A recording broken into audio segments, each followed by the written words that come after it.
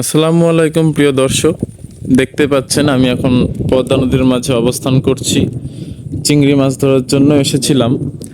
তো এসেই দেখি যে অনেক বেশি পানি বেড়েছে আজকে পদ্মা নদীতে এবং কচুরি পানা নামছে, যার কারণে আমি চাইগুলো তুলতে পারছি না।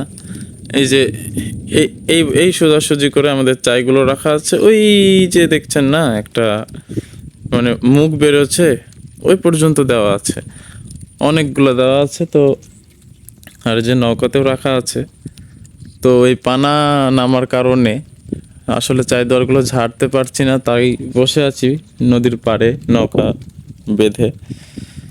এই যে এখানে কিছু মাছ আছে, কয়েকটা চাই তোলা হয়েছে, সেখান থেকে মাছগুলো পেয়েছি। আসলে চিংড়ি এখন হচ্ছে না। এই মাছগুলা আমাদের এইদিকে ইঠা মাছ নামে পরিচিত। অবশ্যই জানাবেন আপনাদের দিকে কি নামে পরিচিত এই মাছগুলো, ঠিক আছে? আর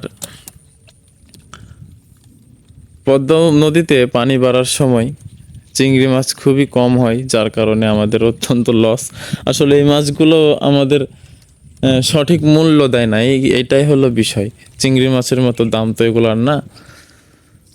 তো আর এই যে কচুরি পানা নামার কারণে আমি চাইগুলো তুলতে পারছি না, যার কারণে বসে আছি, অপেক্ষা করছি, দেখি কচুরি পানাগুলো কখন সরে। এছাড়াও আকাশে প্রচণ্ড মেঘ ধরেছে, দেখতেই পাচ্ছেন আপনারা। ওইখানে বাধা বাধা আছে, যেটা ওটা বালু কাটার জাহাজ, আমরা ড্রেজার বলে থাকি। ওটা ড্রেজিং মেশিন, ওইটা দিয়ে বালু কাটা হয় নদী থেকে। আসলে এখনো পর্যন্ত বালু কাটার অনুমতি পাওয়া যায়নি, তাই ওখানে বাধা আছে। এই যে এইগুলো দৌড় দিয়ে মধ্য দিয়ে বালু কাটে। আবহাওয়া খুবই খারাপ আসলে পদ্মা নদীতে। এইরকম আবহাওয়া দেখে প্রত্যেকটা মাঝি ভয় করে, কারণ এইরকম মেঘলা আবহাওয়াতে যদি একবার ঝড় আসে তাইলে অনেক বিপদ দেখা যায়।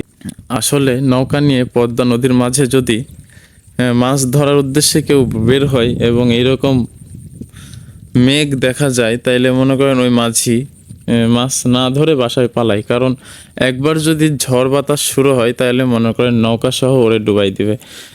এত পরিমাণে ঢেউ হয় আর এত পরিমাণে মানে রিক্স আর কি। এখন তো নদী শান্ত দেখাচ্ছে, তবে একবার যদি বাতাস শুরু হয় তো এই পদ্মা নদী যে কতটা ভয়ঙ্কর সেটা আপনারা বুঝতে পারবেন। এক একটা ঢেউ সর্বনিম্ন 3 ফিট উচ্চতা হয়ে থাকে। নৌকা মানে এমনভাবে দোলায় মনে হচ্ছে এই গেল, মানে এই ডুবলো, এরকম আর কি। আমরা মাছ ধরি, মাছ ধরা যে এতটা সহজ তা না। আসলে যারা মাছ ধরে তারাই জানে মাছ ধরার কতটা কঠিন। তারপরেও আমাদের জীবিকা অর্জনের জন্য এটা করা লাগে। আমাদের মানে আর্থিক উপার্জনের জন্য এটাই পথ। আমাদের এখানে পদ্মা নদীতে মাছ ধরে অনেক মাঝি, তবে এখন মাছ খুবই কম। নদীতে পানি বাড়ার সময় মাছটা অনেক কম হয়, আর এর কারণেই দেখা যাচ্ছে মাঝিরা অনেক দুশ্চিন্তার মধ্যে পড়ে যায়। আর এই পানার মধ্যে দিয়ে নৌকা নিয়ে আপনার হচ্ছে চাই দোয়ারগুলো তোলা খুবই ঝামেলা, কারণ একটা দড়ির সাথে প্রায় 15টা 16টা করে চাই দেওয়া আছে। যেরকম এই যে এখানে দেখছেন, এই দড়ির সাথে কিন্তু এই সবগুলা চাই গাঁথা আছে।